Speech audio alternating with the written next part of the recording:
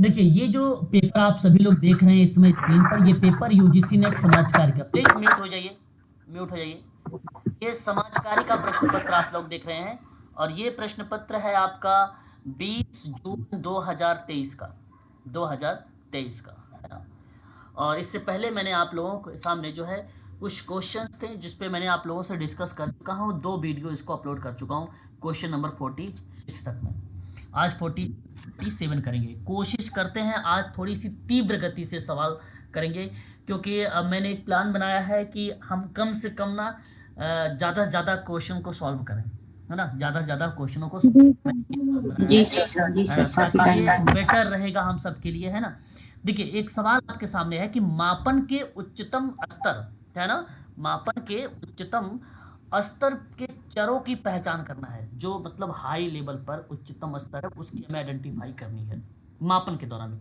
आपने एक नाम सुना होगा, स्टीवंस का नाम, है ना, स्टीवंस का जी नाम सुना सर, होगा जी आपने, सर। जो मापन के चरण बताए थे उसने बताया था, एक नाम मात्र बताया था, और एक बताया था क्रमिक, और एक बताया था अंतराल, और एक बताया था अनुपात। ये 4 टाइप बताया, ये क्रम है, अब ध्यान रखेंगे आप सभी लोग। और ये स्टीवंस का था, ये स्टीवंस का था। और इसी के अंतर्गत पूछा गया कि बताइए इसकी आइडेंटिफाई करना, बताओ उच्चतम स्तर कौन कौन सा है, उच्चतम स्तर इसमें कौन कौन सा है। तो मैं आपको बता दूं, एक आपका इसमें माना जाएगा विद्यालय जाने की अवधि का जो वर्ष होगा, ये पार्ट माना जाएगा आपका। और एक आपका माना जाएगा वार्षिक जो आय है, ये ना उच्चतम आय के बेसिकली क्या कहलाते हैं, वेरिएबल कहलाते हैं, वेरिएबल कहलाते हैं। ठीक है, एक तो विद्यालय जाने की अवधि का वर्ष डी वाला, और एक होता है वार्षिक आय, यानी आपका डी और ई देखा जाए तो विकल्प नंबर 4 वाला आपका यहाँ पे करेक्ट माना जाएगा। ठीक है, ध्यान रखेंगे इस सर ये क्वेश्चन समझ में नहीं आया सर, पूरा इस देखो क्वेश्चन का सर मतलब क्या देखो मेरी है, बात किस चीज के बारे में ये बता रहा है। मापन के सर स्तर है, मापन, मापन का नाम सुना है, मापन एक मापन होता है, जी। स्तर है। जैसे मैं आपको एक चीज बताता हूँ, मेरी बात को ध्यान से समझने का प्रयास करिएगा। मापन बेसिकली एक लेबल है, एक स्केल है, जहां बेसिकली टाइप ऑफ मेजरमेंट करता है, और उसके अंतर्गत एस एस स्टीवंस ने मापन के स्तर बताए थे, एक नामित, दूसरा क्रमित, यहाँ पे मैंने लिखा है, तीसरा अंतराल, चौथा जो है अनुपात। नामित का मतलब ये था कि इस पैमाने पर माप जो होगा वो केवल गुण और विशेष गुण को ध्यान में रखा जाएगा। मतलब मैंने कहा कि भाई आपका नाम अमित है, ठीक है, आपका नाम राहुल है, इस तरीके से आपने एक तो क्रम दर्शाया कि भाई ए से आपने नाम को दर्शाया, ए बी सी डी से अगर जो नाम आ रहा है अल्फाबेटिक नाम से वो दर्शाया, या अमित के आपने कोई खास विशेष गुण रखा, उसके गुणों के आधार पे आपने रख लिया अमित के, उसके नाम के आधार पे। क्रम का मतलब क्या होता है, क्रम का मतलब ये होता है यहाँ पर ऑर्डिनली, इसको बोला जाता है, ऑर्डिनल बोला जाता है। मापन किसी वस्तु का, है ना, किसी वस्तु या प्राणी के किसी गुण की मात्रा का मापन कर रहे हैं आप, मात्रा के अनुसार उसके वर्ग विशेष पर आप विशेष बल दे रहे हैं। मान लीजिए जैसे लोग होते हैं ना, वर्ग, मध्यम वर्ग, ठीक है, उच्च वर्ग, निम्न वर्ग, आप वर्ग के आधार पर डिफाइन कर दिए, ये क्रम बता दिए, ये अपने क्रम। अच्छा, फर्स्ट सेकंड थर्ड के आधार पे भी कह सकते हो, पहले वर्ग का व्यक्ति स्थान पर प्राप्त आया, दूसरे वर्ग पर आया, ठीक है, या सेकंड आया, थर्ड आया, इसके आधार पे भी कर सकते हो आप। तो ये क्रम अनुसार अनुसार क्रम के अनुसार। एक होता है अंतराल के अनुसार, जिसको हम बोलते हैं आंतरिक। अंतराल का मतलब क्या होता है, जैसे मैंने कहा कि भाई 2 4 6 8, है ना, 10 12 14, ये दो दो का अंतराल आप देख रहे हैं यहाँ पर। आपने यहाँ पर जो पैमाने पर मापन आपने किया है, इकाई या संख्याओं का जो आपने देखा है, वो किसी गुण का मापन करते समय या किसी क्वांटिटी का मापन करते समय आपने अंतरालों को देखा है, कितना अंक उससे परीक्षा में ज़्यादा है या उससे कितना अंक परीक्षा में कम है, उसके आधार पे आपने दर्शाया, ठीक है। और एक होता है रेशियो यानी अनुपातिक। अनुपातिक का मतलब ये था कि राम ने श्याम से दुगना अंक प्राप्त, मतलब राम ने 10 अंक प्राप्त किए और राम के दुगना अंक श्याम प्राप्त किया, यानी जो है 20, यानी 10/20, आप कह सकते हो कि 1/2, यानी 1:2, 1:2 के रेशियो के अनुपात से उसके अंक प्राप्त हुए। तो ये आपने अनुपात के आधार पर दर्शाया। यहाँ पर एक जीरो आता है, इसको वास्तविक जीरो कहा जाता है। यहाँ एक जीरो रिप्रेजेंट होता है इसमें अंतराल में, तो इसको वास्तविक नाम से रिप्रेजेंट किया जाता है। तो इनमें ना कुछ वेरिएबल्स होते हैं, जैसे बालक बालिका हो गए तो इसको चर कहा जाता है, बालक बालिका को क्या बोला जाता है, चर बोला जाता है। आय हो गया, शिक्षा हो गई, बुद्धि हो गया, ये सब वेरिएबल होते हैं। मैंने कहा बालक बालिका से शिक्षा में जो है सार्थक होते हैं या अच्छे अंक प्राप्त करते हैं बालक बालिकाओं के। तो बालक एक चर हो गया, वेरिएबल हो गया, एक बालिका वेरिएबल हो गया, एक अंक वेरिएबल हो गया, ये सब वेरिएबल्स होते हैं, चर होते हैं। इसको इसको चर बोला जाता है ना, तो चर बोला जाता है। और ये पूछा उच्चतम स्तर के चर कौन होते हैं, तो इस मापन में जो हाई लेवल पर चर माना जाता है, सबसे सबसे बेटर चर माना जाता है, सबसे अच्छा चर माना जाता है, तो विद्यालय जाने की अवधि का वर्ष, मतलब आप 2 साल से जा रहे हो विद्यालय, आप साल भर से जा रहे हो विद्यालय, ठीक है, तो इसका मतलब हुआ कि ये सबसे बढ़िया वेरिएबल हो गया।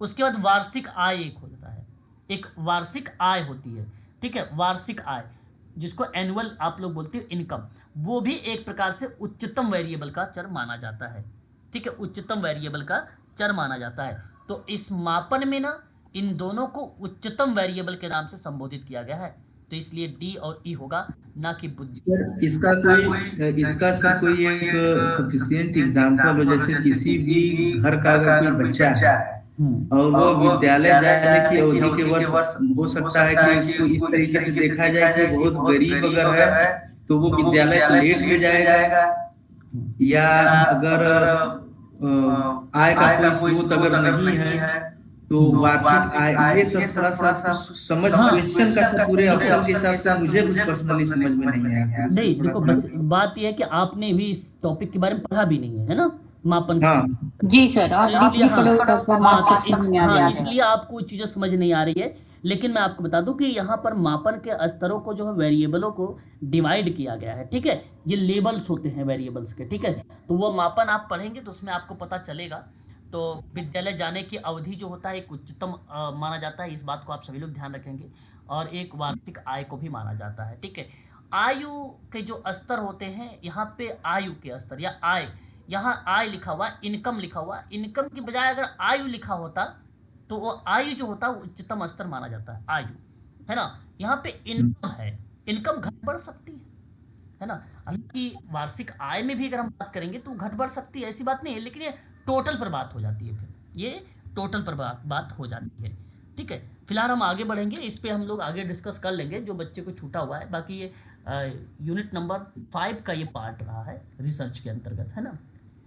आगे बात करते हैं, निम्नलिखित में से कौन सा व्यक्ति चिपको आंदोलन से जुड़ा हुआ है, चिपको आंदोलन से कौन व्यक्ति जुड़े हुए हैं, तो मैं आपको बताऊं, एक तो चंडी प्रसाद जुड़े हुए हैं, दूसरा गौरा देवी, तीसरा सुंदरलाल बहुगुणा, तो इसलिए पहला दूसरा तीसरा तीनों जुड़े हैं।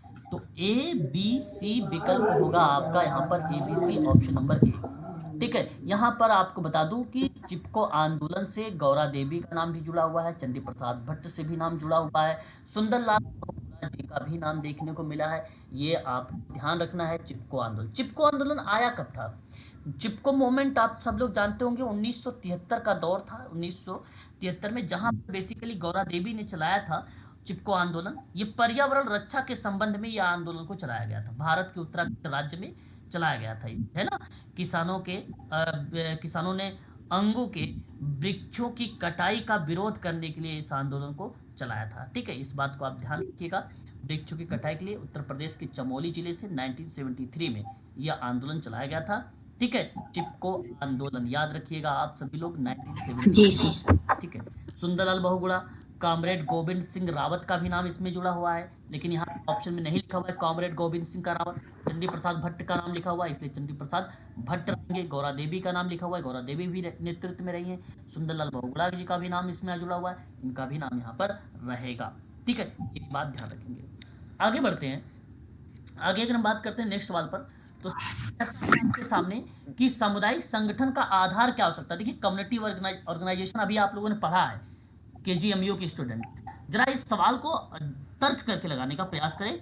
क्या आप समुदाय की महसूस की गई जरूरतों को आप सही करना उचित समझेंगे? बिल्कुल आपको मैं चाहूंगा कि आप करेक्ट करिए। देखो शैक्षिक स्तर जो है ना, ये देखो मापन का स्तर माना जाता है, यहाँ पर आप इसको समुदाय में लोगों की पसंद को लेकर भी अगर मैं बात करता हूँ, मापन को लेकर हम रैंक दे सकते हैं, क्रमिक के आधार पर डिवाइड कर सकते हैं। बट बी और सी को हटा दीजिए। सामुदायिक लोगों को सक्रिय भागीदारिता पे बात करेंगे, ये समुदाय का आधार है, बेस है, इसलिए आपका डी भी सही है। अब सामुदायिक जागरूकता भी सही है, यानी ए डी ऑप्शन 4 तो आप ऑप्शन नंबर 4 को लगा के विकल्प आपका डी सही होगा, है कि नहीं? सवाल सही गया संदीप जी, बताओ। हाँ, तो इस तरीके के सवाल जो है आपको करने होंगे, ठीक है? ऐसे ही क्वेश्चन पर देखिए जरा, यहाँ देखो सवाल एक आपके सामने आ रहा है, निर्वचनवाद बता रहा है ना? और यहाँ कहा गया है प्रेविटिज्म शब्द, इंटर प्रेविटिज्म शब्द की प्रवृत्ति शोध के लिए उपयुक्त शोध उपागम क्या है? ये देखो रिसर्च का सवाल है, ये देखो एक रिसर्च का सवाल है। अब आपको ये जानना जरूरी है कि यहाँ पर जो इंटर प्रीविज्म शब्द लिखा हुआ है, इसका मतलब क्या होता है? प्रीविज्म शब्द का मतलब क्या होता है, ये आपको ध्यान में रखना होगा। इसका मीनिंग बताना चाहेंगे, इसका क्या भाव रिप्रेजेंट होता है, प्लीज बताएं। व्याख्यावाद, इसका क्या मतलब होता है? व्याख्यावाद, इसका मतलब होता है व्याख्यावाद। मैं आपको बता देता हूँ, ज्ञान मीमांसा का दृष्टिकोण है, ये एक प्रकार से ज्ञान मीमांसा का दृष्टिकोण है, और इसके अंतर्गत आप ध्यान रखेंगे सभी लोग, गुणात्मक शोध पद्धति आती है। इस बात पर ध्यान रखो कि मानव व्यवहार, यहाँ पर दिमाग में क्या होता है, देखो मेरी बात को सुनो, मानव व्यवहार और सामाजिक दुनिया को समझना है, मानव व्यवहार और सामाजिक दुनिया को समझना है, सामाजिक दुनिया को समझना है, और व्यक्तिपरक व्याख्या करनी है। व्यक्तिपरक, तो व्यक्तिपरक का मतलब था गुण के आधार पे आपने चुनाव कर लिया, तो गुणात्मक शोध हो गया, यानी विकल्प दूसरा सही हो गया। ठीक है, पानी ले आना एक गिलास, ठीक है, वो भी लेते आना उसके साथ, ठीक है, हाँ क्रिएटिन डाल के लाना, ठीक है। तो ये आपका सही हो जाएगा यहाँ पर सेकंड। आगे निम्नलिखित में से बताइए कौन से क्लिफोर्ड मन्सर्ट, अरे भाई ये तो आसान सवाल है, टाटा इंस्टीट्यूट से संबंध में आ गया। क्लिफोर्ड मन्सर्ट के द्वारा बेसिकली टाटा ट्रस्ट के सौंपे गए ज्ञापन का हिस्सा थे। बहुत आसान सवाल और इजी सवाल है, आप जवाब भी मुझे दे सकते हैं। इस प्रश्न का विकल्प चुनाव करिए, बताइए, जल्दी करिए भाई, नहीं पता?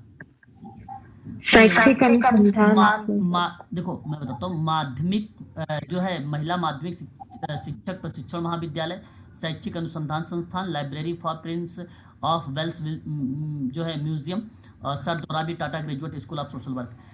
टाटा, ये क्लिफर्ड मन्सर्ट के द्वारा टाटा ट्रस्ट को सौंपे गए ज्ञापन का हिस्सा थे ये चारों के चारों, है ना? आपका देखना विकल्प में कोई है, ए बी सी डी, देखो ऑप्शन में है तो पहला वाला देखो था इंग्लिश में, विकल्प ए सही होगा। सर एक बार क्वेश्चन को सर फिर से दिखा दीजिए इसको सर। बिल्कुल देखिए,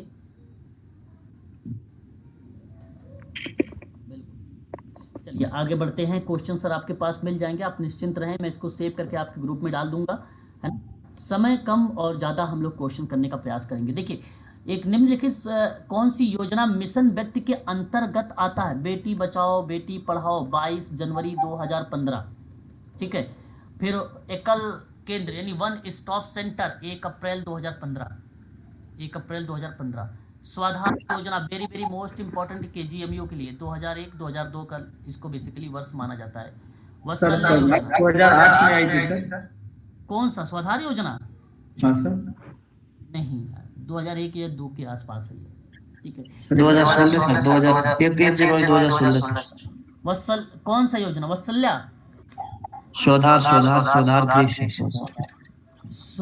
स्वधार गृह योजना की बात आप सर स्वधार योजना एक अलग है सर, जो इनके लिए सर, जो महिलाएं जो रेप और ऐसी पीड़िता के लिए थी, उनके लिए स्वधार योजना एक थी सर। महिलाओं का नहीं, वो तो दूसरी योजना थी, रेप वाला जो था जी, योजना थी वो योजना। ये जो स्वधार योजना है, ये महिलाओं को आश्रय, भोजन, कपड़े, स्वास्थ्य, आर्थिक सामाजिक सुरक्षा के संदर्भ में ये इस योजना को चलाया गया था, ठीक है। इस योजना का रोल यहाँ पर देखने को मिला। और स्वधार योजना बेसिकली इसका एग्जैक्ट वर्ष यही है 2001 और 2002, ठीक है ना। वर्ष बात करते हैं तो 2021 है, अरे हाँ 2021 है, 2021 है। ठीक है, अब इसको क्रम में लगाओ फटाफट जल्दी से। उसको ध्यान रखो, मोजा पहना कर रखो। हाँ क्रम में लगाओ जल्दी। क्रम में तो ऑप्शन ही नहीं है इसका, डी आएगा, वो सॉरी सी आएगा। कहाँ क्या है? निम्नलिखित योजना का मिशन शक्ति के सी अंतर्गत। 2001 नहीं सर। अच्छा ये पूछा गया है मिशन शक्ति के संबंध में। ठीक है, यहाँ पे सभी माने जाएंगे, सभी तो महिलाओं का संबंध है। जी सर। यहाँ वर्ष नहीं पूछा था, ठीक है, यहाँ वर्ष नहीं पूछा था, मैंने सोचा वर्ष पूछा। यहाँ पे केवल आइडेंटिफाई करना मिशन शक्ति के, पहला विकल्प यहाँ पे सही जाएगा। अगला सवाल, आश्रय गलत सरल। गलत गलत है सर सवाल। क्यों, क्या हो गया इसमें? कौन सा योजना है पूछा यहाँ पे? दो दो मिशन सर। वत्सल्य। एक मिनट सर, एक नहीं मिनट नहीं, हाँ एक मिनट में लेना नहीं चाहता नहीं सर। सही सही है, इसमें सही है जो मैडम वत्सल्य। बोल एक सर, एक मिनट सर, इसमें जो एक मैडम बोलती है उनको बोलिए कि सर क्लियर कर करके, क्योंकि हमेशा क्लास में इंटरमीडिएट और कंफ्लिक्ट होता है, वो गलत बहुत चीजों बताती है सर। चलो कोई बात, देखो थोड़ा यहाँ क्लियर करके। कोई बात नहीं भाई, एक मिनट सुनो। वत्सल्य जो योजना है बेसिकली, वत्सल्य की अगर हम बात करते हैं, ये बेसिकली वत्सल्य माता पिता के हृदय से होने वाले अपने बच्चों के प्रति एक प्रकार के नैसर्गिक जैसे शब्दों को रिप्रेजेंट करता है ना। और मैं आप सबसे यहाँ पे कहूँगा कि इसके संदर्भ में आप लोग यहाँ पे पूछा गया था कि वह कौन सी योजनाएं मिशन शक्ति से संदर्भ में है ना, कौन सी योजनाएं। तो ये जो योजना थी बेसिकली वत्सल्य योजना, ये एक प्रकार का वित्तीय प्रावधान से संबंधित था, वित्तीय प्रावधान से। तो आप डी को एलिमिनेट कर दीजिए, बाकी महिलाओं को लेकर देखो वन स्टॉप में महिलाओं को बढ़ा। ये सब दारिद्र्य तो 2001-2 में आया था। हाँ बेटी बचाओ बेटी पढ़ाओ भी है और स्वधार योजना भी है। तो इसलिए ए बी सी करेक्ट करिए, ए बी सी करेक्ट करिए। यहाँ पर आपका विकल्प जो है दूसरा वाला सही जाएगा, दूसरा वाला सही जाएगा। ठीक है, दूसरा वाला। यहाँ पर देखिए कौन सी वत्सल्य? जी जी वत्सल्य एक योजना है 17 जुलाई 2023 को भारत सरकार के द्वारा इसको निधानित किया गया था एक प्रकार से 2023 में, है ना। और बेसिकली 2022 में ही 2022 कर लीजिए। और तत्वाधान में ये बेसिकली इस समय लागू हुई है, तो ये 17 जुलाई 2023 से लागू है। 2022 करिएगा, 17 जुलाई 2023 17 जुलाई 2023 कर लीजिए। ठीक, ओके ठीक है, क्वेश्चन में आएगा कि वात्सल्य योजना कब लागू हुई, तो 17 जुलाई 2023 करेंगे। हाँ हाँ। और क्यों आई थी सर, ये किसके लिए थी सर? ये वित्तीय प्रावधान के लिए थी सर, वित्तीय प्रावधान, आर्थिक पैसे वगैरह। हाँ ठीक है, बताइए यहाँ पे आश्रय सरल स्थल मांगने वाले शरणार्थियों के साथ आरेखीय समाज कार्य क्रिया में 5 तत्व निहित है। 5 तत्व निहित है, बताइए कौन कौन से तत्व निहित है आश्रय के संदर्भ में। क्वेश्चन नंबर आपके सामने नेक्स्ट है। यहाँ पर आप पहले नंबर पर वेलकम यानी स्वागत, ठीक है भाई। अब ए को ढूंढ लीजिए, अच्छा ए तो सभी में दे दिया। उसके बाद संगतता, संगतता शब्द का मतलब जानते हो? संगतता या संगतकार करना। संगतकार मतलब सर उनके साथ एकदम हो जाना, उनके संगति में हो जाना, उनको अपने पास उनके हर चीजों में साथ देना, एक संगत बना देना। और भी कोई बताएं संगतता का मतलब? किसी समस्या के एक दूसरे के साथ काम करना, ठीक है जी। संगतता, ठीक है।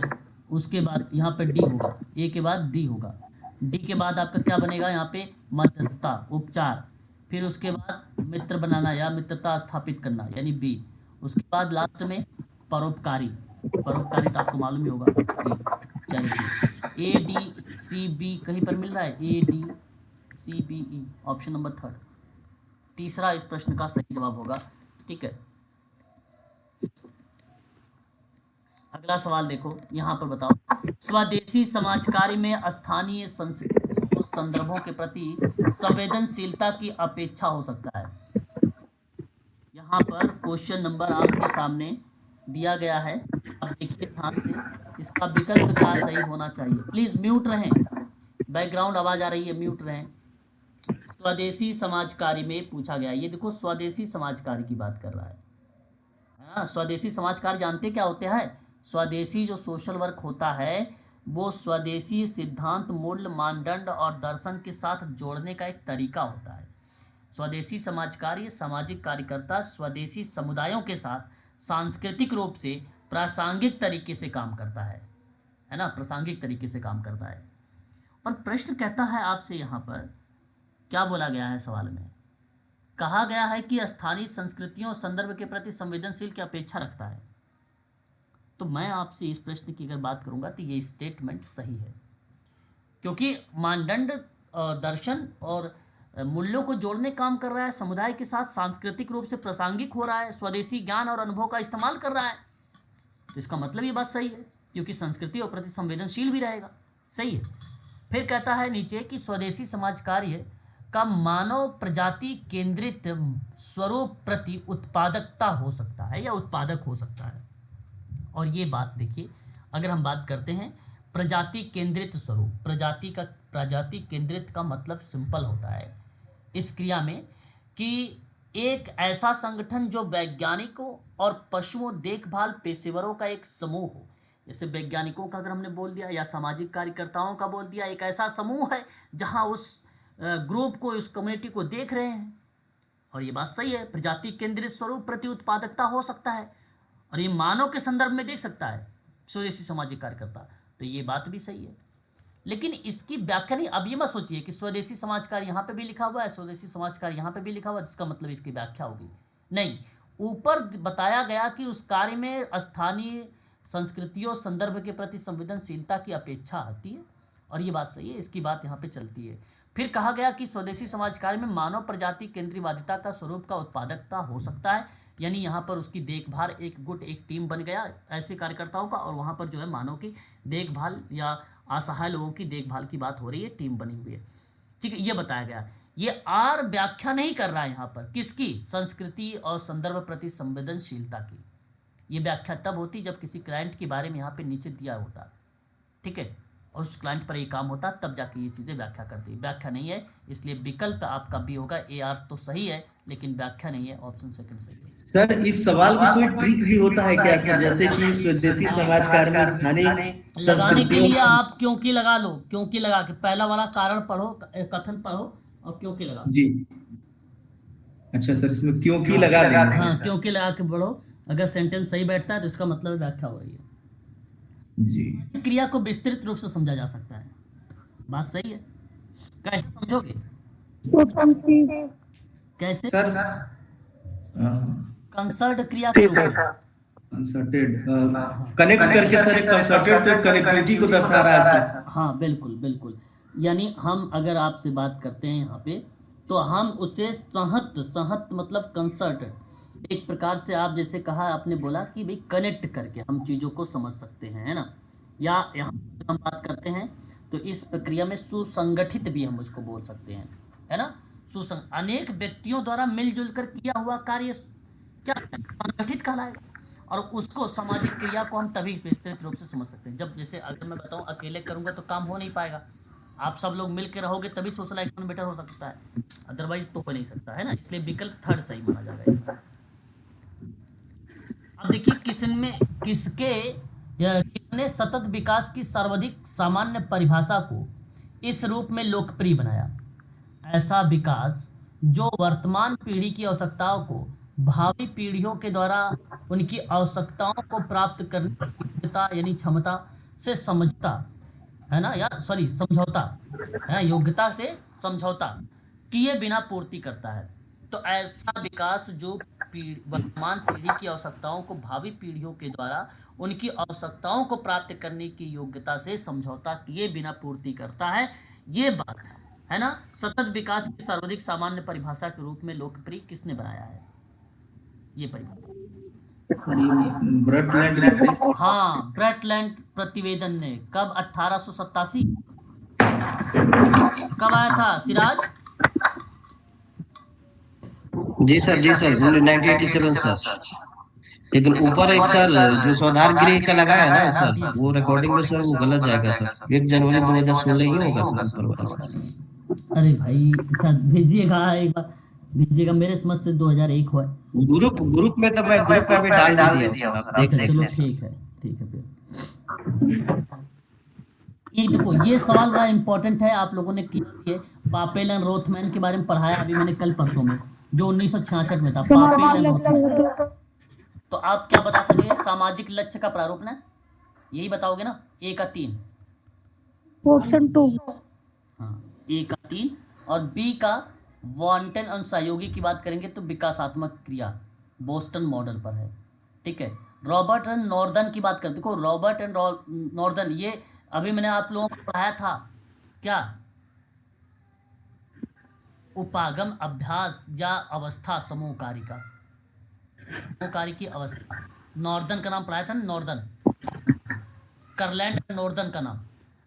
एचबी ट्रेकर 1955 में क्या दिया भाई, समूह कार्य अभ्यास का सिद्धांत। ये बेसिकली 1948 का एक पुस्तक के रूप में आई थी और सिद्धांत 1955 में प्रतिपादन का पाठ किया है, ये आप कह सकते हो। ठीक है, और इसका सही विकल्प क्या गया है, सेकंड वाला, दूसरा सही विकल्प है। ठीक है, तो इसमें देखो 2-3 चीजें तो आप लोगों ने पहले पढ़ रखे हैं, है ना। आगे देखिए, संस्कृतिकरण की संकल्पना का श्रेय किसको गया है, आसान सवाल। सर श्रीनिवास।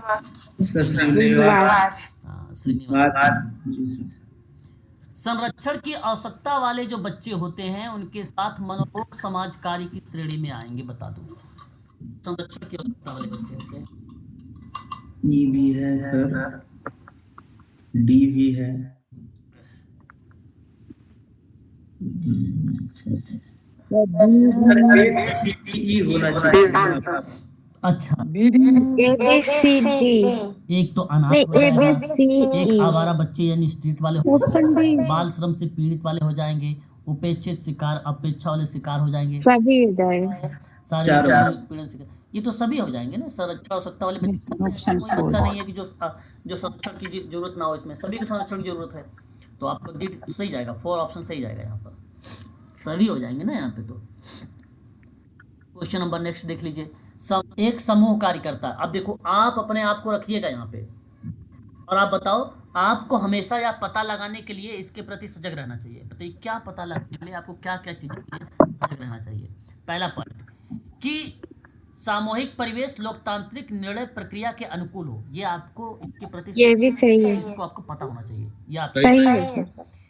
सामूहिक कार्यकर्ता को हमेशा ये भी पता होना चाहिए कि समस्या का समाधान करने और निर्णय लेने और सामूहिक प्रयास में समय अधिक लगता है और यह प्रक्रिया महंगी है, तो जिससे कोई कारगर परिणाम नहीं निकलता है। ये बात सही है, अगर महंगी है, अधिक समय लग रहा है, तो बात तो सही है, ऐसा होना नहीं चाहिए है, ऐसा होना नहीं चाहिए। लेकिन अगर ऐसा है तो वो चीज़ें बेसिकली गलत है, तो ये इसके प्रति भी आपको सजग होना चाहिए।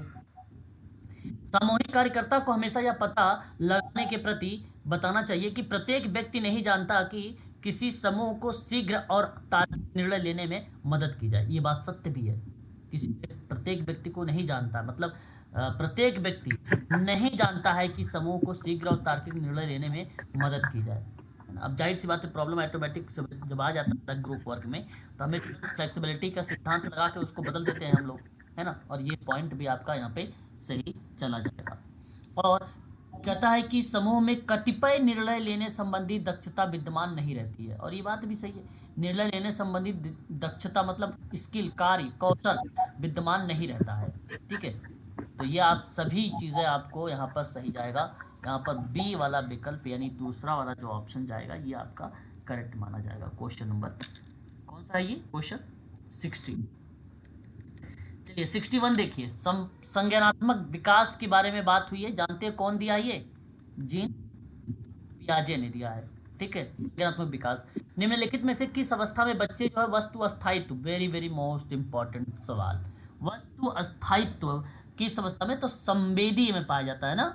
यहाँ पर बेसिकली देखो मैं बता दूं, संवेदी अवस्था यहाँ पर करेक्ट जवाब होगा। एक बार सीटेट का पेपर हुआ था, उसमें बेसिकली पूर्व संक्रियात्मक अवस्था ऑप्शन माना था, लेकिन यूजीसी ने संवेदी माना है। वस्तु अस्थायित्व जानते हो क्या होता है, जैसे कोई बच्चा है और आप उसके खिलौने ले लेते हो, कहते हो भाई ये चिड़िया ले गई खिलौना, लेकिन बच्चे को पता है कि खिलौना आप ही के पास है, चिड़िया नहीं लेके गई है, तो उस कंडीशन में हम लोग संज्ञानात्मक विकास की अवस्था में उसे बोलते हैं वस्तु अस्थायित्व।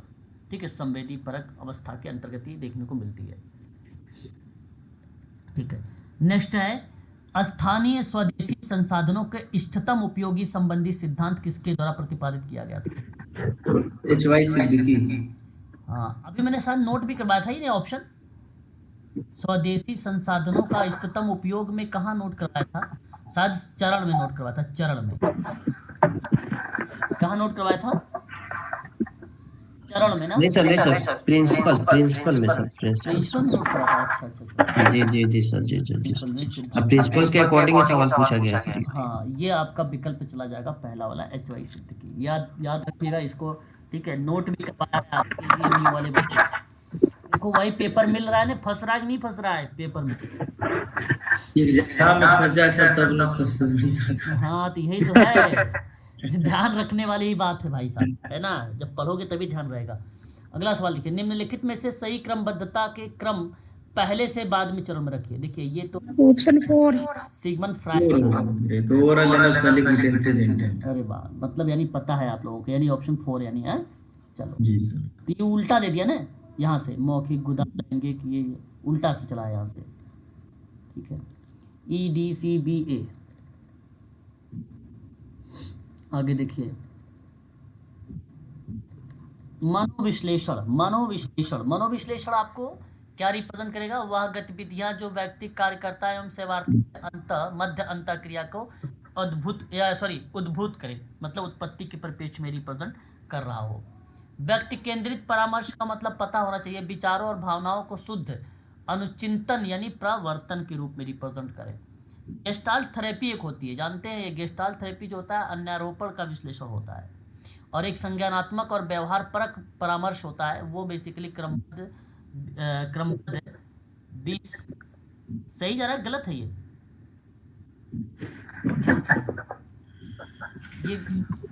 कौन? सही लगाया था सर, सही लगाया था सर। नहीं, सही जा रहा था ये। सर बी का 2 होना चाहिए। हाँ, यहाँ पर ये आपका सही है, गतिविधियों का सही हो जाएगा। व्यक्ति केंद्रित का आपका ये भी सही हो जाएगा, ठीक है? उसके बाद क्रमबद्धता केंद्रीकरण, अच्छा ठीक है, सही है, ठीक है? इस तरीके से मैच होगा। पहले का दूसरा देखिए, दूसरे का पहला देखिए, कहीं पर है? Option 2 sir. ऑप्शन 2 ये सही है। सर जरा इसमें गेस्टाल्ट थेरेपी क्या होता है अगर बताइए? गेस्टाल्ट थेरेपी मतलब समग्रता पर बात करता है ना? समग्रता का मतलब होता है कि होल टू पार्ट की तरफ जाता है। पहले हम क्या करते हैं, गेस्टाल्ट थेरेपी में बच्चों को या व्यक्तियों को ना समग्रता के बारे में पढ़ाते हैं, फिर उसके बाद धीरे धीरे उसके पार्ट की तरफ बताया। जैसे मैंने कहा शरीर के बारे में बताओ, तो पहले मैंने क्या बताया? शरीर के बारे में बताया, फिर शरीर के एक एक अंगों के बारे में बताना शुरू करते हो, तो इसका मतलब हुआ होल टू पार्ट। अन्यारोपण का विश्लेषण करता है ये, मतलब होल टू पार्ट का मतलब एक एक चीज़ों को बताने का प्रयास करता है, उसको एनालिसिस करता है, छोटे छोटे भागों में बताने का प्रयास करता है। व्यक्ति की जागरूकता, स्वतंत्रता, आत्मनिर्देशन को बढ़ाने पर अधिक बल देता है गेस्टाल्ट थेरेपी। प्रेट्स पल्स के द्वारा दिया गया है, प्रेट्स पल्स के द्वारा ये जो है गेस्टाल्ट थेरेपी दी गई है, ठीक है? इनके द्वारा चिकित्सक और क्लाइंट अपनी जागरूकता बढ़ाने के लिए ना अभ्यास के नतीजे की जांच करते हैं गेस्टाल्ट थेरेपी में। इसके बाद ध्यान रखेंगे सुजात, यानी देखिए अच्छा है, यूजेनिक्स का संबंध किससे है? इसका संबंध किससे है? यूजेनिक्स क्या होता है जानते हैं? यूजेनिक्स ना एक अनैतिक और वैज्ञानिक रूप से गलत सिद्धांत है, या इस विश्वास पर आधारित है कि आनुवांशिक और विरासत के नियमों के जरिए लोगों और ग्रुप को बेहतर बनाया जा सकता है ना? यूजेनिक्स। और ये यूजेनिक्स जो शब्द आया था 1880 के दशक में आया था। सर यूजेनिक्स के बारे में सर थोड़ा कोई एक शॉर्ट नोट सर 2-4-5 लाइन का सर मिल जाता सर तो काफी कुछ नया सर। यूजेनिक्स मिल जाएगा सर, आपको बड़ा आसान है, पहले सुन लीजिए, आपको मैं प्रोवाइड करा दूंगा। यूजेनिक्स शब्द जो है 1880 के दशक में आया था, फ्रांसिस गाल्टन ने शब्द को दिया है। किसने दिया है? फ्रांसिस गाल्टन ने शब्द को दिया है, और इसका प्रयोग बेसिकली आनुवांशिक और विरासत नियमों के जरिए लोगों को, समूह को बेहतर बनाने का प्रयास किया जाता है, पहला काम। दूसरी बात आप ये ध्यान रखिएगा, यूजेनिक्स के सिद्धांत का इस्तेमाल ना नाजी जर्मनी, आपने क्लास 9th में नाजी का नाम, एक नाजी जर्मनी के वो था, हिटलर का। हाँ, तो उन लोगों के खामे के लिए किया गया एक सामाजिक रूप से हीनता के भाव था यूजेनिक्स, है ना। और यूजेनिक्स का सिद्धांत के कारण जातीय और धार्मिक अल्पसंख्यक, दिव्यांग और शहरी लोग या शहरी गरीब या LGBTQ, ठीक है, लेस्बियन, गे, बाइसेक्सुअल, ट्रांसजेंडर, ठीक है, व्यक्ति जैसे लोगों का अयोग्य माना गया, है ना। ये भी शब्द यूजेनिक्स के ही अंतर्गत आता है। तो बहुत सारी मिथ्याएं भी इसके अंतर्गत आती हैं यूजेनिक्स। अब इसका संबंध बताना है, इसका संबंध किससे किससे है, किससे किससे नहीं है। तो मैं बताता हूँ। पहला, चयनात्मक प्रजनन के माध्यम से मानव जाति को उन्नत बनाने में यूजेनिक्स का शब्द प्रयोग किया गया है। आक्रमण, जिसे मैंने जर्मनी का नाम जैसे ही नाजी लिया ना, तो आपको तुरंत समझ जाना चाहिए कि नाजी यानी आक्रमण तरीके से जनसंख्या पर नियंत्रण, वो आक्रमण के माध्यम से कर रहा था नाजी नियंत्रण। तो ये भी आपका बी वाला पॉइंट भी आपका यहाँ पे करेक्ट हो जाएगा। जनसंख्या पर कोई नियंत्रण नहीं, ये आपका होगा ही नहीं, क्योंकि ऊपर अगर है तो ये होगा ही नहीं। नस्ल की शुद्धता, जैसे मैंने आपको बता दिया अभी अभी कि दिव्यांग, अल्पसंख्यक, शहरी गरीब, LGBT व्यक्ति जैसे लोगों को अयोग्य माना गया है यूजेनिक्स में। तो ये भी चीज़ें यहाँ पर शुद्धिकरण होता है। पहला, दूसरा, चौथा कहाँ पर है? ABD में। तीसरा सही है इस प्रश्न का विकल्प, यूजेनिक्स, ठीक है। इसका मैं दे दूंगा आप लोगों को यूजेनिक्स का, ठीक है। ये वैज्ञानिक रूप से गलत सिद्धांत यूजेनिक्स को कहा गया, जिसके अनुसार जनसंख्या के चयनात्मक प्रजनन के माध्यम से मानव की स्थिति में सुधार किया जा सकता है। ये सब है यूजेनिक्स, जिसको सुजात कहते हैं। आगे देखिए एक सवाल और कहता क्या है आपके सामने, भारत में दिव्यांगता और दिव्यांगों के अधिकार के बारे में जागरूकता बढ़ रही है। बात तो सही है, सही है। हाँ, ये इसमें हो रहा नहीं है, ये स्टेटमेंट अगर हम बात करते हैं तो बढ़ रही है। RPWD act, right to person with disability act 2016 में दिव्यांगता की मान्यता प्राप्त दशाओं में संख्या बेसिकली 7 से लेकर 21 कर दी गई। ये भी बात सही है। दिव्यांगता पहले 7 प्रकार की थी PWD के अकॉर्डिंग, RPWD ने क्या कर दिया, 21 टाइप का कर दिया। यानी दोनों पॉइंट सही है आपका, दोनों के दोनों स्टेटमेंट क्या हो गए, करेक्ट हो गए, सही हो जाएगा, ठीक है। फिर आगे बात करते हैं। दिल्ली समाज कार्य विद्यालय ने या दिल्ली समाज कार्य विद्यालय के नाम से लोकप्रिय संस्थान निम्नलिखित में से किसके प्रयास से स्थापित किया गया है? Very very most important question, IMP है।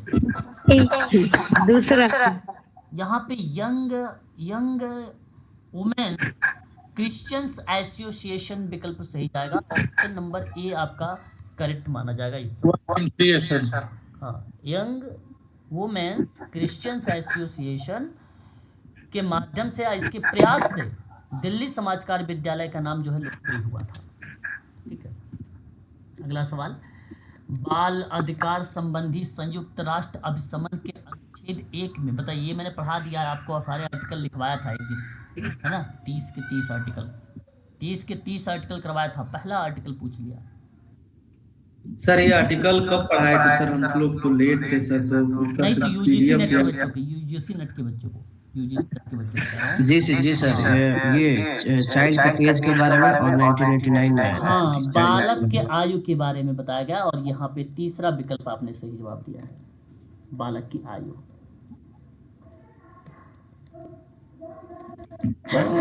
सॉरी, चलिए ये सवाल बताइए। सिंपल एरर, टाइप 1 एरर, वैधता, प्रतिचयन फ्रेम, ये भी पढ़ा दिया गया है। इसमें आपको मैं बताता हूँ, ध्यान से मेरी बात को सुनिएगा। जो ये कहना है कि शून्य प्रकल्पना सत्य होती है लेकिन उसे अस्वीकार कर लिया जाता है, तो ये आपका टाइप 1 का एरर पहले दे दिया, है ना। फिर सांख्यिकी का मानदंड मध्य त्रुटि की सीमा हो जाती है, तो इसका मतलब ये प्रतिचयन दे दिया, सैंपलिंग, यानी ये पहला दे दिया। और फिर उसके बाद प्रतिचयन अवयव तथ्यों की एक सूची जिसमें प्रतिदर्श का चयन किया गया हो, तो इसका मतलब प्रतिचयन ढांचा, यानी सैंपलिंग का स्ट्रक्चर। कोई उपकरण वास्तव में किस सीमा तक उस संकल्पना को निर्मित का मापन करता है जिसका मापन किया जाना उसके द्वारा अपेक्षित होता है, तो ये वैलिडिटी यानी वैधता, सही विकल्प होगा क्या? तीसरा ऑप्शन सही है। आगे अगला सवाल, सामुदायिक संगठन में बताइए क्या शामिल होना चाहिए। आज ही पढ़े हो कम्युनिटी ऑर्गेनाइजेशन के बारे में, बताओ यहाँ पर क्या समुदाय की समस्याओं की पहचान करना चाहिए? यस। क्या सही है सामुदायिक सर, समस्याओं को प्राथमिकता देनी चाहिए? यस। ये भी सही है। कार्य को करने के प्रति आत्मविश्वास और कार्य ये करने है, की इच्छा को विकसित करना चाहिए। बिल्कुल। Yes। सही है। सामुदायिक सब सही समस्याओं है। और समस्याओं को निपटने के लिए संसाधन प्राप्त करना चाहिए, रिसोर्सेज होना चाहिए। यस। यस सर, सहयोगात्मक और सहभागी अभिवृत्ति का प्रचलन। सभी सही। यस। तो यानी ऑप्शन नंबर 4। ऑप्शन 4। देखिए कम्युनिटी ऑर्गेनाइजेशन में आपको ऐसे ही सवाल देखने को मिलेंगे, इजी से इजी, है ना। देखो जब आप सारी चीजें पढ़े रहोगे ना तो सब इजी लगेगा, है कि नहीं। बात करते हैं नृजाति केंद्रित निम्नलिखित में से किसकी एक विशेषता है। ये आपके सामने सवाल है, नृजाति केंद्रित निम्नलिखित किसकी एक विशेषता है। ये क्वेश्चन नंबर 71 का आपके सामने दिया गया है और मैं आपको पढ़ा चुका 4 हूँ। नंबर। अंता समूह और वाह्य समूह जानते हो कौन दिया था? समनर। पढ़ाया है कि नहीं? केजीएमयू के स्टूडेंट बताओ, पढ़ाया हो ना? अरे भाई बोलो ना, समनर के बारे में पढ़ाया है? जी सर। अंता समूह और वाह्य समूह जब इन दोनों के बारे में पढ़ाया है तो नृजाति केंद्रवाद के बारे में भी मैंने बताया था, फोकवेज किताब एक जनरीति। तो इसमें आपकी अगर विशेषता बताई गई है तो बताओ अंता समूह में है कि बाह्य समूह में है? विकल्प हाँ अंता समूह में है, विकल्प सेकंड सही जवाब हो जाएगा। ऑप्शन आपका यहाँ पर सेकंड सही हो जाएगा। आगे बताइए अगला सवाल, निम्नलिखित में से कौन सा कथन सिंगल सब्जेक्ट डिजाइन से संबंधित सही है? सिंगल सब्जेक्ट, ये रिसर्च का सवाल है, का सवाल है, रिसर्च का सवाल आपके सामने है। तो देखिए अब डिजाइन मतलब अभिकल्प अनिवार्यतः अर्ध प्रायोगिक अभिकल्प होता है, ये सही है, ठीक है। और इन अभिकल्पों का विश्लेषण इकाई के एक नहीं बल्कि अनेक हो गया। नहीं भाई अनेक नहीं हो सकते, गलत हो जाएगा, एरर हो जाएगा, ठीक है। इन अभिकल्पों में आश्रित चर को बार बार मापने के योग्य, ये मापा जाता है बार बार सिंगल वाले को, ठीक है। इन टाइम सीरीज विश्लेषण तकनीक का उपयोग भी किया जाता है, आपका ये भी सही है। इन अभिकल्पों में स्वतंत्र चरों के प्रभाव को मापन किया है, स्वतंत्र चर यहाँ पर नहीं मापा जाएगा, इसको एलिमिनेट कर दीजिए, ठीक है। तो आप लगाइए ACD, लगाइए ACD कहाँ पर है? दूसरे में है, दूसरा सही है। निम्नलिखित में से ग्राउंडेड थ्योरी, बड़ा इंपॉर्टेंट सवाल है भाई, ग्राउंडेड थ्योरी गुणात्मक विश्लेषण की द्वितीय अवस्था जिसमें विषयों और श्रेणियों के मध्य संबंध प्रस्तावित होते हैं उसे डैश कहा जाता है, बताइए। ग्राउंडेड थ्योरी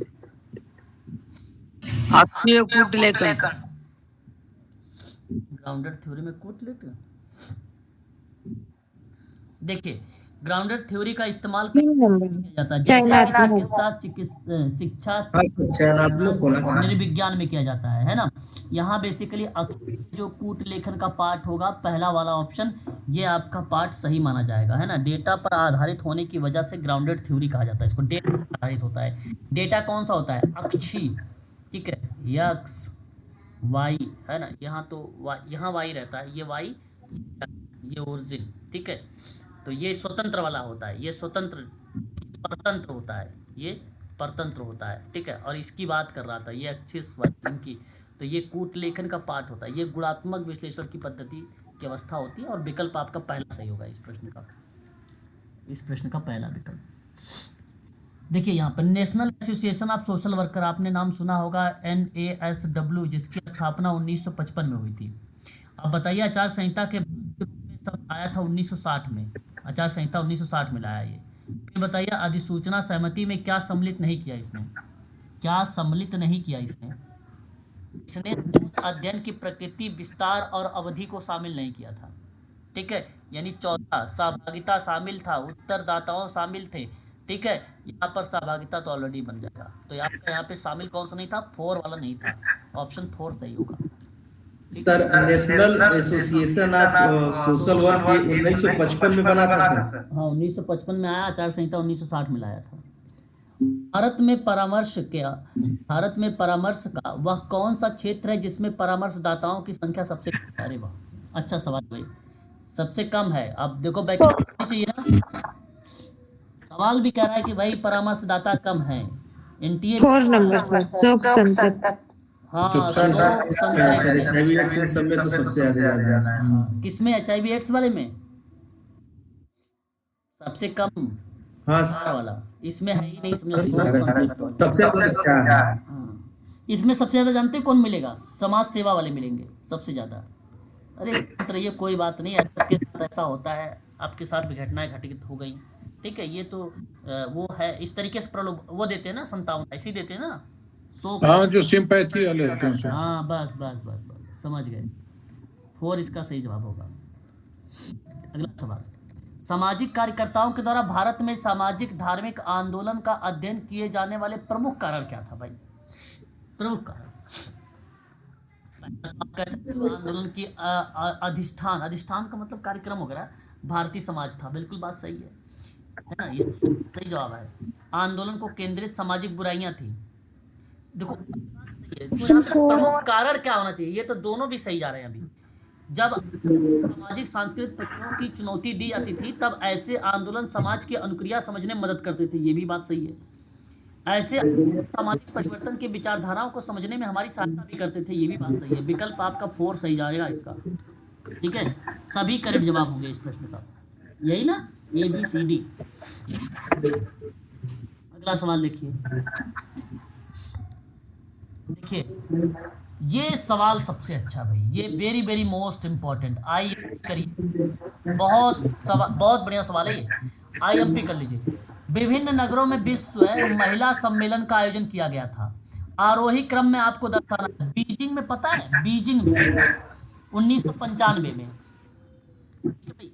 और नैरोबी में 1985 में, कोपेनहेग में 1980 में, मैस्को में 1975 में। क्रम में लगाइए आप, मतलब छोटे से बड़े की तरफ जाइएगा, छोटे से बड़े की तरफ। चलो जल्दी जल्दी बताओ। 4 ऑप्शन 4 सही लगा दिया है।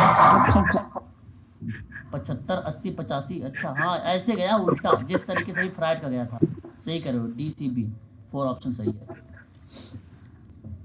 चलो आगे देखो, निम्नलिखित में से कौन सा कार्य परिशुद्ध अवबोधन के लिए अवरोध के रूप में है भाई? परिशुद्ध अवबोधन, अवबोधन क्या? प्रक्षेपण होगा, क्या होगा? प्रक्षेप होगा, प्रक्षेप होगा, प्रक्षेप का मतलब जानते हो क्या होता है? बताओ। नहीं ट्रांसफर कर देना, किसी एक से दूसरे पे भेज देना, दोषारोपण जैसे आया। हाँ आप ऐसा कह सकते हो, आप डालना, किसी के ऊपर डालना, है ना। एक प्रकार से प्रक्षेपण का जो अर्थ होता है यहाँ पर, किसी के ऊपर डालना, फेंकना या बिखराना, या इस तरीके की मीनिंग को दर्शाता है ना। और ये प्रक्षेपण उसी शब्द को आपने किसी दूसरे के ऊपर क्या कर रहे हो, डाल दे रहे हो। भैया मैंने किया। हाँ सर, ये क्वेश्चन सर एक बार हम थोड़ा सा क्लेरिफाई करें सर इसको, कि कौन सा कार्य परिशुद्ध अवबोधन, ये परिशुद्ध अवबोधन के लिए अवरोध के रूप में? देखिए परिशुद्ध का मतलब सिंपल होता है सर, इसमें देखो शब्द है केवल एवं, बिल्कुल शुद्ध, खरा, एकदम शुद्ध, है ना, बिल्कुल शुद्ध, है ना। अवबोधन आपने नाम सुना है, बोध, ज्ञान, बोध का मतलब अंडरस्टैंड, ज्ञान, अवबोधन का मतलब ज्ञान, अनुभव, शिक्षा के जरिए, ठीक है। तो अवरोध उत्पन्न कर रहा है। अब बताइए शुद्ध रूप से कार्य को अगर मैं कहूं समझने के लिए रोधक बन रहा है, उसमें कौन शब्द ऐसा है? प्रक्षेप ऐसा शब्द है जो बेसिकली क्या कर देता है, अंडरस्टैंड कराने में दिक्कत, हमें पता ही नहीं चलता भाई फलाना के ऊपर डाल देता है, भाई उसने मारा उसको, है ना, जो कि अब किसी ने देखा नहीं सबूत के तौर पे भाई। तो आप या तो ये भी कह सकते हो कि भाई काम नहीं हो पाया और रीज़न आपने कुछ बता दिया, और रीज़न जिसको बताया वो एक पार्ट बन गया, जिसको रीज़न बनाया वो एक पार्ट बन गया, वो प्रक्षेप का पार्ट बन जाता है, उसे ही हम लोग क्या कहते हैं, प्रक्षेप। अवबोध का मतलब होता है सही तरीके से ज्ञान या समझ, परिशुद्ध का मतलब होता है बिल्कुल खरा या बिल्कुल शुद्ध, अवरोध का मतलब होता है बाधा, ठीक है। सही विकल्प होगा A, प्रक्षेप। सर कुछ लोग इसमें परमानेंट अनम्यूट रहते हैं जिससे बैकग्राउंड वॉइस आती है, क्वेश्चन पूछने के बाद में आप म्यूट हो जाएंगे। ऐसे तुरंत म्यूट हो जाया करो। देखो इस बच्चे ने भाई, देखो आप लोगों की कंप्लेन कर रहे हैं, आप लोग समझो इस बात को, क्योंकि जब रिकॉर्डिंग क्लास देखोगे तो उस दौरान मेरी आवाज़ शायद आप लोगों को सही स्पष्ट सुनाई ना दे, इसलिए आप लोग इस चीज़ को थोड़ा सा ध्यान भी रखें, ठीक है। आगे देखिए यहाँ पर एक है विंडिकेशंस ऑफ राइट्स ऑफ वुमेन। यह लेख, इस किताब के लेखक किसको आप लोग मानेंगे? इस किताब के लेखक किसको आप मानेंगे? मैरी वॉल्सन क्रॉफ्ट को सन 1792 में ये किताब लिखी थी। द कॉमन सेंस की बात करते हैं। द कॉमन सेंस की किताब के थॉमस पाइन का नाम सन 1776 में इन किताब ने लिखा था। Human rights and social work के बारे में बात करें तो ये किताब जिम इम्फे ने लिखा था सन 2001 में। और डेमोक्रेसी एंड ह्यूमन राइट्स की बात करते हैं तो ये डी बीथम का नाम आता है सन 1999 में। ये वर्ष भी मैंने बगल में लिख दिया है आप लोगों के लिए, ठीक है। विकल्प क्या जाना चाहिए यहाँ पे बताइए। Option third sir. ये मैं ऐसे ही सेव कर लूंगा, आप लोगों को शेयर कर दूंगा, ठीक है ना। जी सर। चलो आगे बढ़िए। भारत के संविधान की प्रस्तावना में उद्घृत स्वतंत्रता का क्या आशय बनता है बताइए। लिबर्टी में स्वतंत्रता, उद्घृत स्वतंत्रता का अर्थ ये BCD है सर। बिल्कुल, विचार की स्वतंत्रता, व्यक्ति की स्वतंत्रता और मान्यता आस्था की स्वतंत्रता और पूजा की स्वतंत्रता। सॉरी, पूजा का कहाँ होगा, पूजा की स्वतंत्रता इसको आप नहीं यार, एक मिनट मान्यता आस्था, अगर आस्था है तो पूजा भी तो होगी, है कि नहीं। वही तो, आजीविका की स्वतंत्रता नहीं होगा, आजीविका की स्वतंत्रता नहीं है, आजीविका की नहीं है। या आप हटा दीजिए, ABCD को लगाइए, ABCD आपका पहला ऑप्शन सही हो गया। आपका पहला समूह विकास के चरण मैंने पढ़ा दिया है। विकास के चरण बताइए, समूह विकास के चरण में आरोही क्रम में दर्शाना है। ये सवाल आपके सामने है और बता दे सकते हैं आप लोग।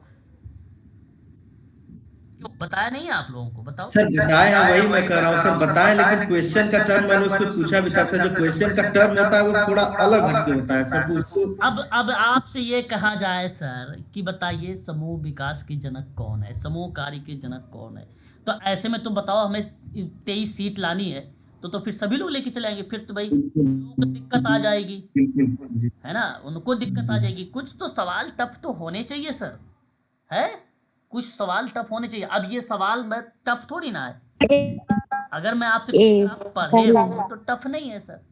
पहले नंबर पे आएगा, पहले नंबर पे बनेगा डी, संबद्धतापूर्ण।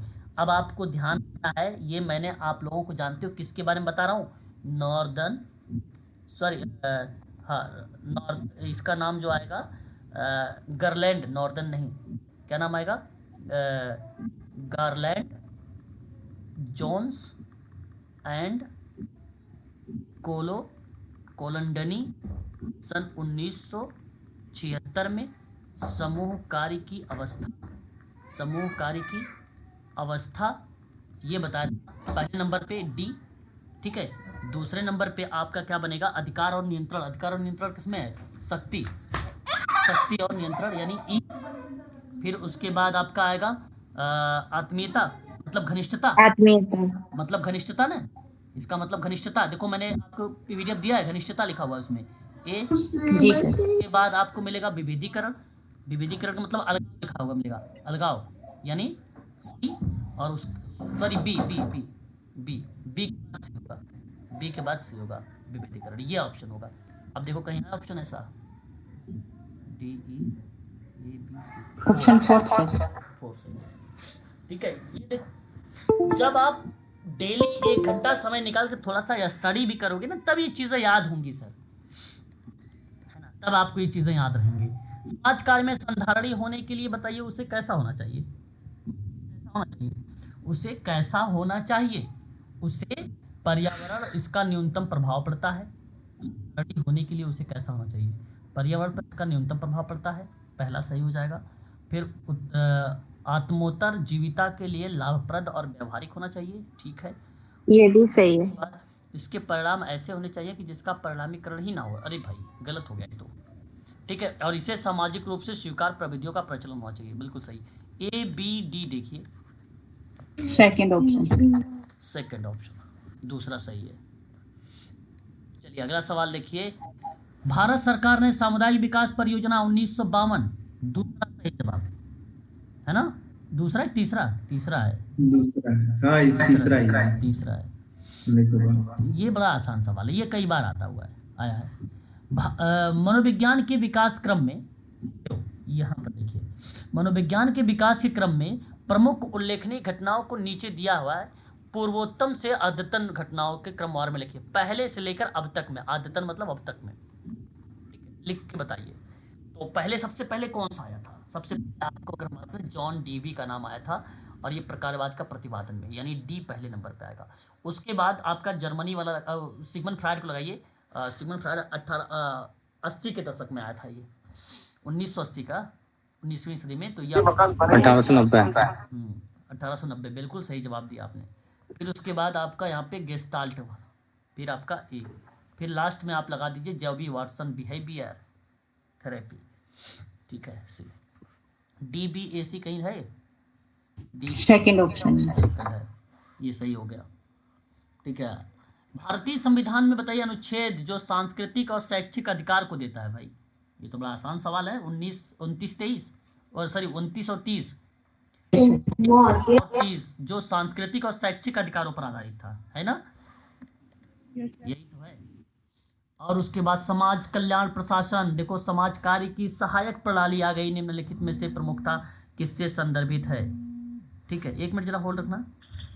हाँ भैया, अगर हम बात करते हैं इसमें प्रमुखता किससे संबंधित है, ठीक है, तो प्रशासन में लोकतांत्रिकीकरण से है। पहला विकल्प आपका इस प्रश्न का सही हो जाएगा। अगला सवाल, निम्नलिखित में से किस वर्ष स्वैच्छिक क्षेत्र से संबंधित राष्ट्रीय नीति स्वीकृत किया गया था? ये अच्छा सवाल है।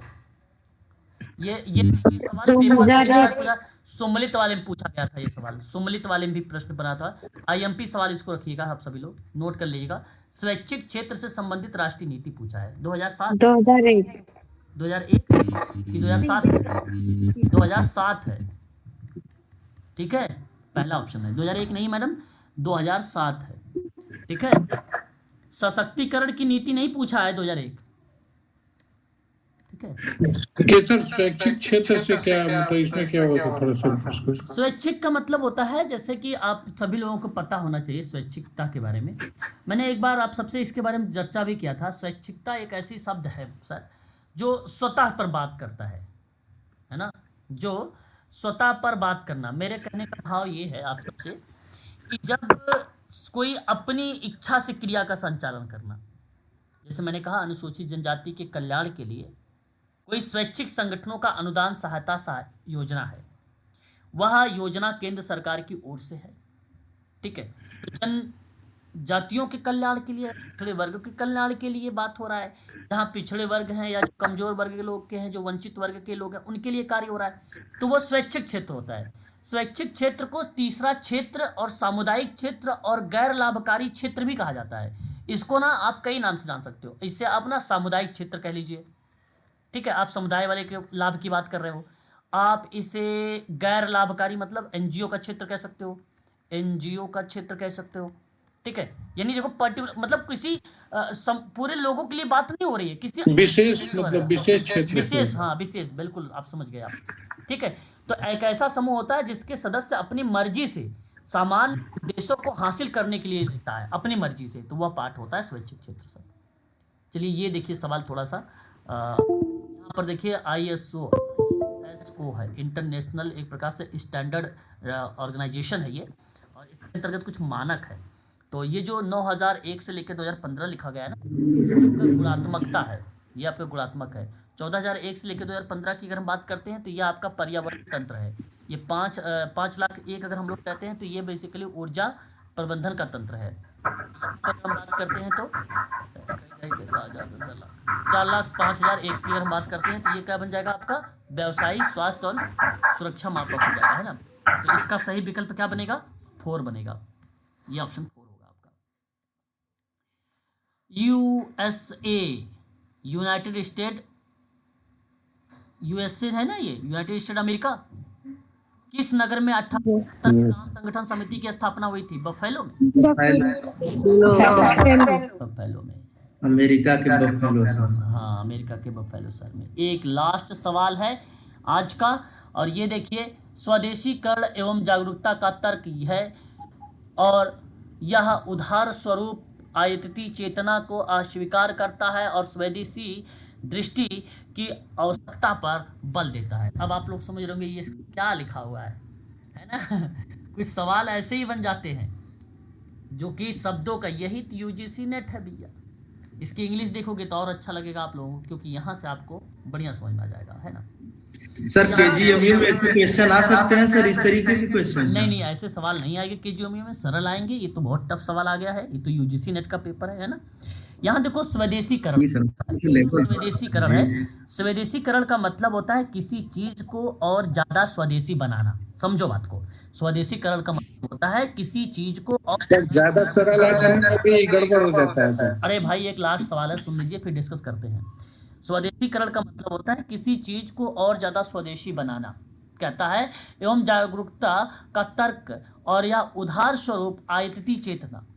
आयतित चेतना का मतलब एक प्रकार से यहाँ पे देखो बैरोवर जो है कॉन्सेप्ट का बात कर रहा है, एक प्रकार का।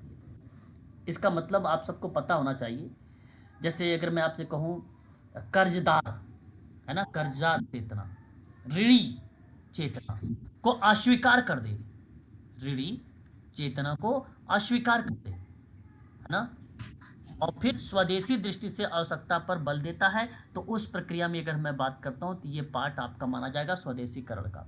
और ये बात सत्य है, यहाँ पर ये बात सत्य है। स्वदेशीकरण का आशय किसी चीज को ज्यादा स्वदेशी बनाने की बात कर रहा है और कहता है कि यह उदार स्वरूप आयतित चेतना, उदार स्वरूप ऋणी चेतना को अस्वीकार करता है और स्वदेशी दृष्टि से या दृष्टि की आवश्यकता पर बल देता है।